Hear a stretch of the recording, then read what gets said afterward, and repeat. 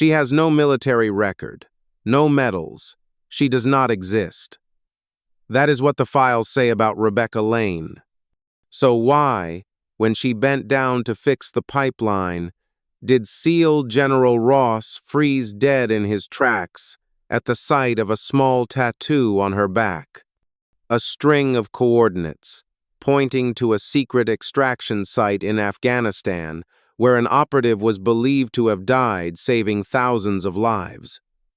But if Ghost 9 is dead, then who stands before him now? And why do her hands still tremble every time she hears the echo of military boots approaching? You think you know what a hero looks like? Think again. All right, my dear audience, prepare for a story that will leave you speechless. Take a moment to hit like, subscribe, and drop a comment below telling me where you're watching from and what time it is for you. It's always thrilling to see viewers joining us from around the world. Rebecca Lane lived alone in a faded trailer, tucked modestly among dusty sand dunes south of San Clemente. No one asked why she chose such an isolated spot where cell reception was weak, and the wind's howl was the only sound against her windows each night. But everyone knew this. She arrived at the maintenance shed before anyone else, always the first to flip on the lights and the last to switch them off. 4:30 a.m. every day. No alarm clock needed. Her body kept time with military precision, something none of her new colleagues suspected had once been part of her. She worked with a calm that flustered younger technicians. While they scratched their heads over system schematics, she would lift an access cover, press her ear to the piping, and listen. Sound was the first language she learned. A faint hiss, a misaligned pulse, or a subtle vibration. To her they were warnings, the breathing of a system crying for help. No one taught her that. No classroom, no technical manual was that clear. She simply knew, as though every molecule of air reminded her to pay attention. At the station, they half-jokingly called her the hydraulic witch, yet no one denied it. When something broke, the first person they summoned was Rebecca. She wasn't friendly, but neither was she cold. Her presence compelled silence not through fear, but by a look in her eyes that made people hesitate to speak, a kind of unspoken respect everyone followed. A young soldier once tried to flirt by boasting of his deployment to Iraq. Rebecca merely smiled and bent to check a pressure valve. When he asked what she had done before arriving here, she shrugged. Here and there, that ended the conversation. Rumors swirled that she'd served as a combat medic or retired as an engineer. A janitor claimed to have seen her reading an Arabic newspaper in the break room. Another swore he watched her repair a radio broadcasting in Pashto, but no one asked outright. Those who'd known war understood some stories needed no telling. A faint scar ran from her left shoulder blade down to her waist, occasionally peeking out from her worn coveralls. It was thin, straight, and precise-like. Someone had intentionally etched it with a scalpel. No one asked about it, but everyone who saw it remembered. Inside her trailer, Rebecca's life was simple. A battered iron bed, one set of dishes, and a shelf stacked with technical manuals scribbled in pencil. No family photos, no mementos except a small black and white print of a curly-haired girl playing in the sand, taped to the kitchenette wall like a soldier's helmet sticker. Each morning, she brewed coffee as black as tar. No cream, no sugar. Every motion followed a rhythm practiced over years. She would sit, take her first sip, and gaze out the window. The view offered no beauty, just desert, power lines, and lizards scuttling through scrub. Yet something in her look suggested she saw far more. Rebecca kept no journal, but her work was a record written in actions. She inspected every pipe twice, marked notes in her own code, and if someone erred, she did not scold. She silently corrected it, then showed them the difference. Her teaching was not with words but with unyielding patience, a finger pointing to a misplaced fitting, a single nod when it was fixed correctly. No praise, no pep talk, the right work spoke for itself. Once, during a scorching lunch break, the main pipeline emitted a nearly imperceptible rasp like someone gasping in panic. No one noticed except Rebecca.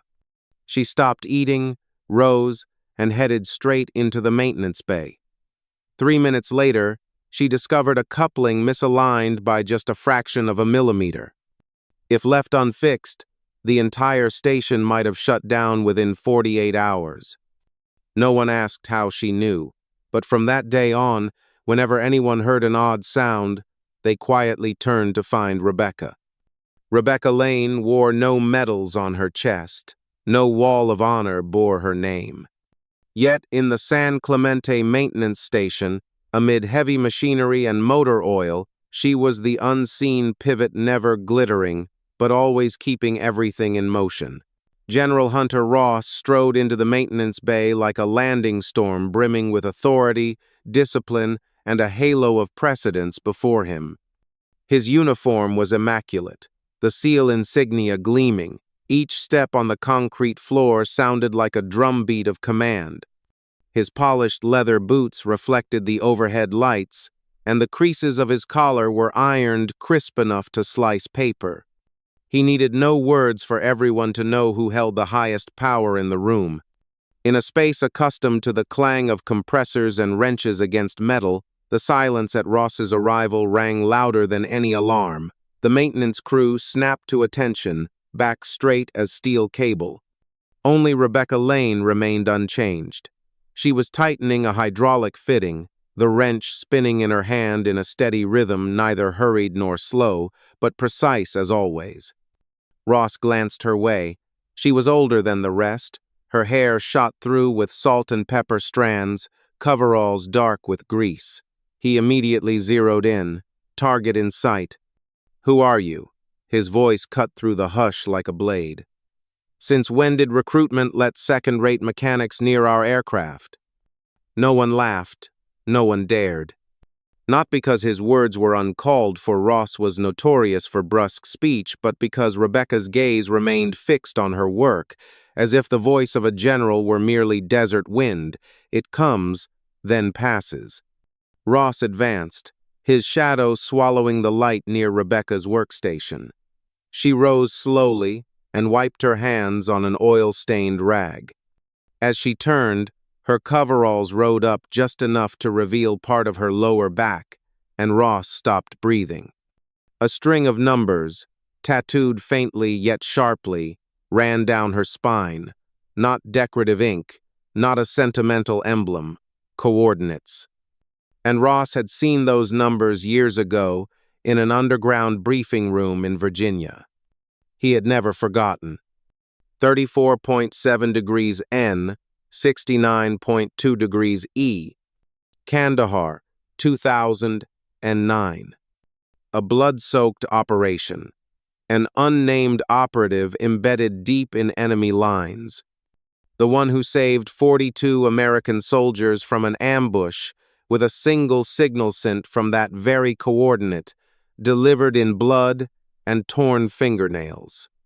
Ghost 9, that was the call sign. Ross had heard she never returned.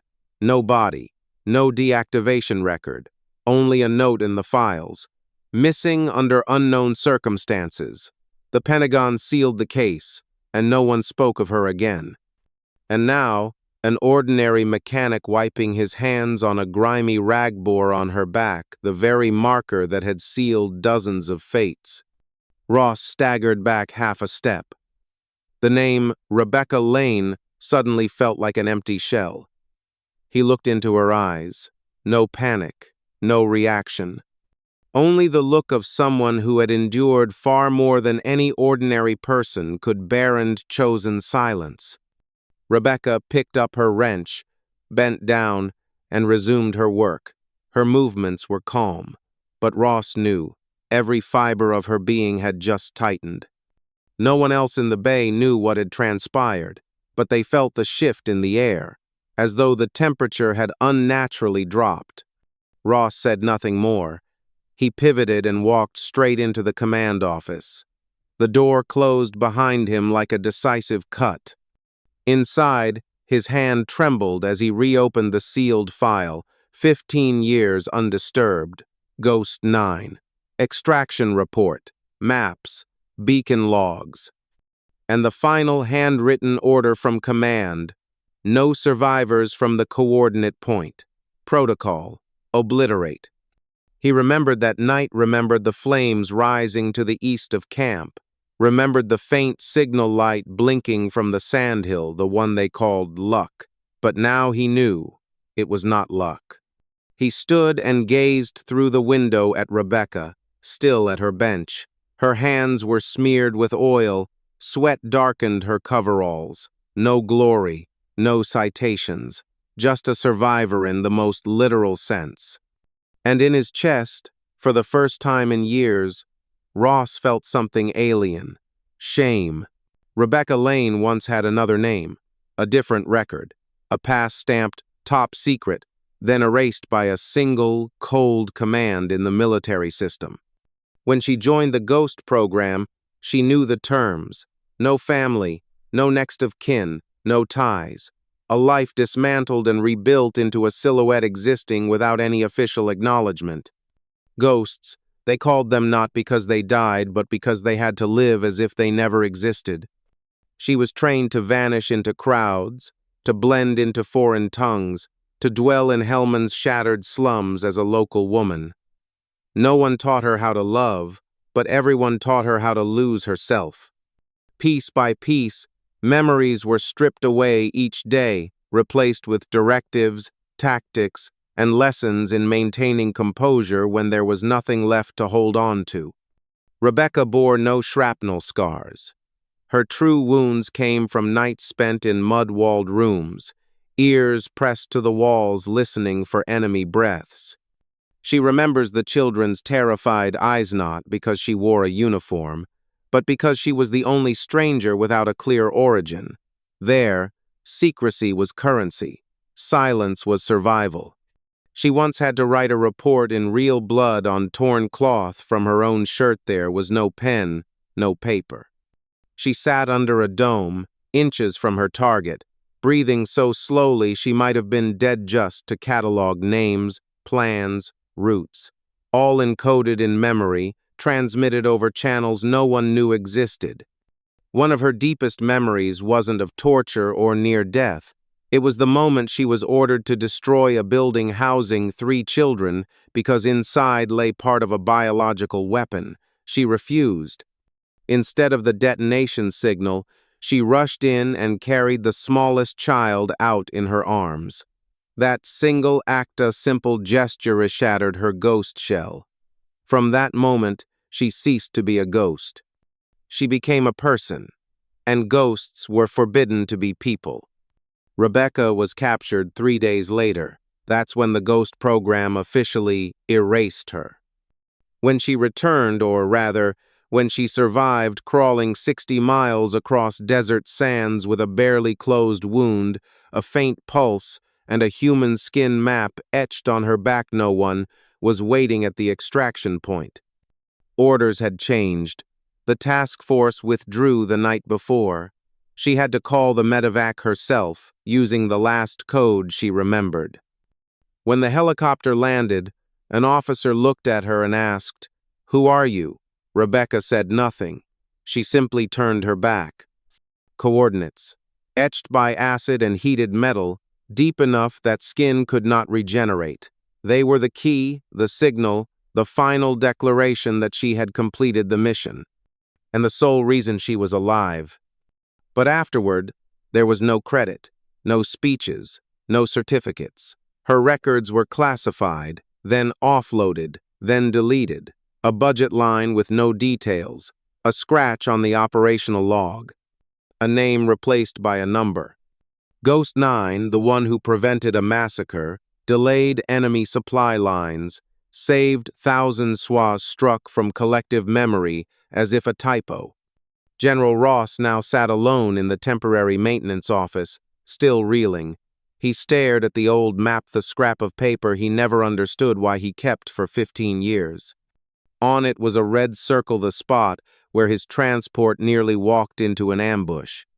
He had never known who sent that signal, only received the emergency withdrawal order, and then everything went silent.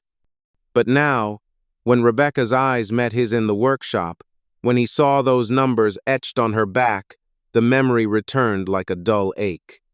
He owed his survival to that woman, the same woman he had insulted, the one erased to protect things bigger than reputations, the one who chose to keep living in silence, amid oil and pipes, as if the spy network had never existed. Ross clenched his fist.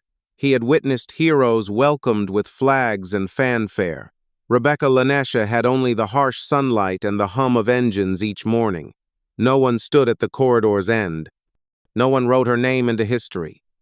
Only he did, and one truth that cannot be forgotten.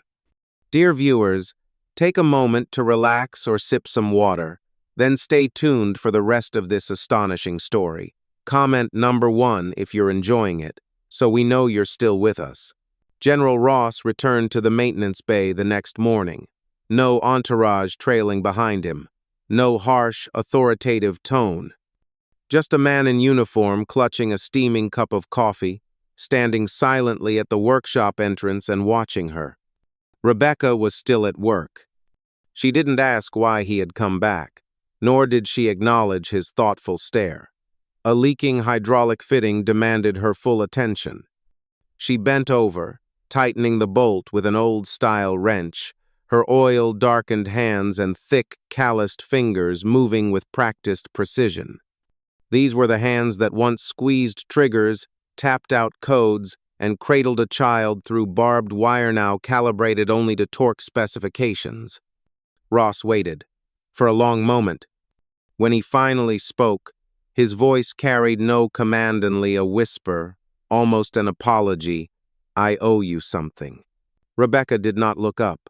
She gauged the pressure by eye, listening to the faint hiss in the line as if it were a heartbeat. When she was satisfied all was secure, she stood, wiped her hands on a worn rag, and said as if addressing an apprentice rather than a general, "No one owes me anything. They paid enough by going home." Ross watched her for a long moment. There was something in his eyes equal parts gratitude and helplessness. He repeated, "You deserve recognition." Rebecca offered a soft smile, not scornful, but because the notion sounded like a sad joke. "Recognition is for those with papers," she replied. "I have no papers." And with that, the conversation ended. Since then, Ross said no more, but he continued to visit the bay, often standing at a distance to observe her guiding the younger mechanics. She did not teach theory. She placed their hands on the pipe where vibration lurked, teaching them to listen to metal as they would a human pulse. "When it hums like that," she would say, "something is wrong." No one knew that Rebecca had mapped the entire station in her Mendivari weak point, every hazard. She trusted not technology alone, but intuition, honed by experience and quiet observation. The newcomers didn't understand why she inspected every nook at day's end, why she could detect a loose screw after a mere tremor, or why she sometimes sat alone at noon facing the wall, eyes never leaving the doorway. It seemed overly cautious, but it made everyone feel safe. She still lived in the same old trailer, still brewed her black coffee each morning, still read technical manuals during brief breaks. No one saw her writing, but tucked in a small compartment behind her seat was a slender black notebook, no name, no dates. Only notes, hand-drawn diagrams, system fault analyses, and early warning signs no formal alarm system ever caught. That was how she existed, not by seeking the spotlight, but through silent precision. When Ross submitted her file for the Silent Heroes program, it was returned without explanation, just one line. No record exists.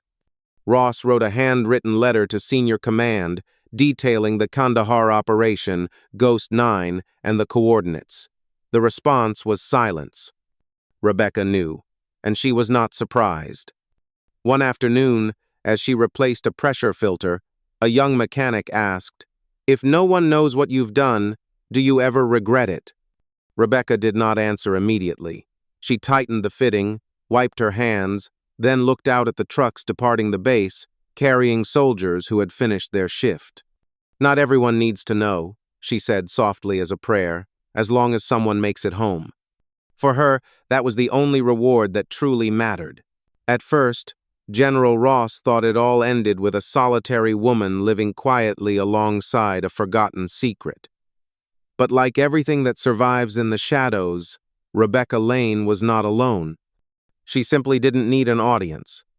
After weeks of observation, Ross began noticing subtle anomalies not in her actions, but in how others behaved around her. Tiny details an ordinary person would overlook. An aging loader who always paused outside the storeroom to check the lock, though it wasn't his duty. A cafeteria attendant who habitually asked, "Who's skipping lunch today?" yet never took notes. A maintenance tech who casually passed the electrical room 3 times every morning precisely when an old transmitter powered up. No one spoke of it. No one admitted to being part of any group, yet an invisible thread bound them together, and at its center, without question, was Rebecca. Ross started to test it. Once he deliberately lost the base's defense layout, folding it carelessly as if nothing had happened. 12 minutes later, the map appeared folded neatly in his document drawer. No message, only a tiny coffee stain matching Rebecca's brew. Doubt vanished. This was a system, unofficial, unfunded, unrecorded, yet operational, silent, and effective. Ross noted how new soldiers were discreetly guided, not through formal training, not in class rather by micro-instructions, how to gauge equipment temperature with bare hands, how to listen to a system breathing out of rhythm, how to lean their backs against a wall in a crowded room. Each lesson bore Rebecca's imprint. She did not teach, she planted seeds.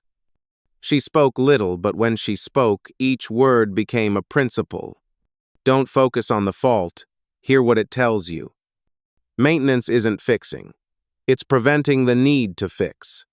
The best map is the one etched in your memory. Her words flowed like water over stone, leaving no immediate mark, yet wearing down time itself. Ross realized Rebecca was no longer an individual.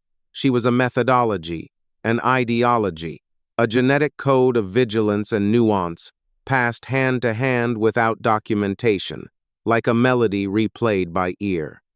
Like fire ignited by old embers. This network had no name, no password, but when needed, it moved as one body. One evening, when a strange interference lit up the tech bay, no one in command noticed. Yet 10 minutes later, the warning lamp had been reset and the system rebooted correctly. Ross didn't know who did it, but he saw Rebecca leave the warehouse in her dark coat, dusted with metal flakes. No report, no citation, just a fault corrected before it ever became a problem. Ross began to understand this was the real defense line of the base. Not the guard gates or security cameras, but people who knew how to see and hear what no one else did. They waited for no orders, they sought no praise. They simply acted following a rhythm Rebecca had taught them through her own silence. They were like the hydraulic pipes she maintained, always holding pressure, never making a sound unless something was off. And when it was, they were the first to know, the first to respond, and the first to repair. Ross, once a believer in formal ranks and commands, now faced a system with no commander, no roster yet. He could not deny it was why the base ran smoother than ever. No one in this network ever spoke of their mission, but Ross understood. They were the sentinels in the dark, keeping everything running, ensuring others made it home without ever knowing who guarded them. And at its heart stood the salt and pepper-haired woman, wiping her hands on a worn rag, her eyes fixed on a newly replaced pipe. No one called her leader. No one erected her statue. But when she bent to test a pressure valve, Ross knew if anything threatened this place, she would be the first to notice. Not with guns, not with authority, but with hearing, with instinct, and a heart that never needed an audience to beat steadily. The incident occurred on a morning that seemed perfectly ordinary. The storm station was undergoing its scheduled maintenance. The lead engineers were busy checking instrumentation, while the junior crew focused on replacing the fittings in the west sector. Rebecca stood by the pressure filter, listening to a faint hiss emanating from a secondary chamber too subtle for an untrained ear. She tilted her head, eyes narrowing, one irregular pulse, one phase-shifted vibration. She could have dismissed it as a single rusty spot, but like someone who's heard the click of a cocking gun through a brick wall, she knew something was wrong. Silently, Rebecca left her station. No alarm, no call for help. Just an old wrench in her hand, a small notebook in her pocket, and footsteps leading her to the one spot nobody paid attention to: the auxiliary tech bay decommissioned last year for inefficiency. When she opened the final panel, a faint acidic odor rose. Something had corroded from within. A deliberately installed leak causing a slow burn shutoff in the main fuel line. If left undiscovered, in just 3 hours the network would overpressurize and rupture at the junction between the feed pipe and the auxiliary power unit. A small explosion too minor to be labeled sabotage, yet large enough to put a wing of the base out of operation for weeks. She took 23 minutes to isolate the compromised line, 12 minutes to replace the regulator, and another 5 minutes to document the event, compress the data onto a portable drive, and leave it on the lead technician's desk consigned. By the time the temporary disconnection triggered a soft alarm, everything was already under control. No panic. No one knew. Except Ross. He found her after lunch, waiting by the sink where she cleaned her tools. She was carefully scrubbing grease from screw grooves, her posture betraying no hint that she had just saved the station a few hours ago. Ross offered an apology, not in military jargon, but with the voice of a debtor who cannot repay. He spoke the words he had kept inside. "I was wrong to judge you, to doubt, to miss what was plain to see." Rebecca did not look up. She finished rinsing the last wrench, dried it on a rag, then spoke quietly as if reminding herself. "We fix pipes because people need water, that's enough. Not because of orders, not to be remembered, but because someone needs water, simple, clear, undeniable." Ross said nothing more. He knew that nothing he could say now would matter, and perhaps he had never seen an anonymous act carry so much meaning. That afternoon, Rebecca returned to her trailer with her canvas tool bag, the rag, and her frayed gloves. She removed her coveralls, folding them carefully as if performing a ritual, then stepped behind the trailer to wash desert dust from her hair. As she re-entered, she paused on the threshold. She looked toward the storm station, now bathed in sunset light. Pale gold glinted on the metal roof, turning everything into silent brass. One day, every piece of equipment there could be replaced, even the people, but they would never know that it was here behind the scenes that someone had kept it standing. There was no anger in her eyes now, no pain over being forgotten. Only the quiet resolve of one who has accepted her a role that need not be remembered but cannot be missing. Rebecca sat at her table, retrieved her notebook, and jotted a few lines about today's pressure readings. As the wind began to rise, she closed the window, set her coffee cup on the sill, and returned to her routine. No medals, no ceremonies, yet in every weld, every pipeline, every trainee's glance she had quietly guided, her service endured unrecognized, yet essential. And that is why it lasts. In a world of noise and accolades, there are people like Rebecca Lane who choose to stay backstage, silently keeping the gears of life turning smoothly. They need not be remembered. They only need to know that someone is safe, that the world still stands, and that tomorrow arrives uninterrupted. This story reminds us, not every hero stands on a stage. Some quietly mend the world with calloused hands and hearts that beat without an audience. And sometimes, the most meaningful thing we can do is listen, to believe in the unspoken. If you know a Rebecca in your life, a teacher, a parent, a silent teammate, name them in the comments. Share this story so someone out there knows they are not forgotten. And if you believe the unseen deserve honor, please hit like, subscribe, and share so that this journey continues. Thank you for listening.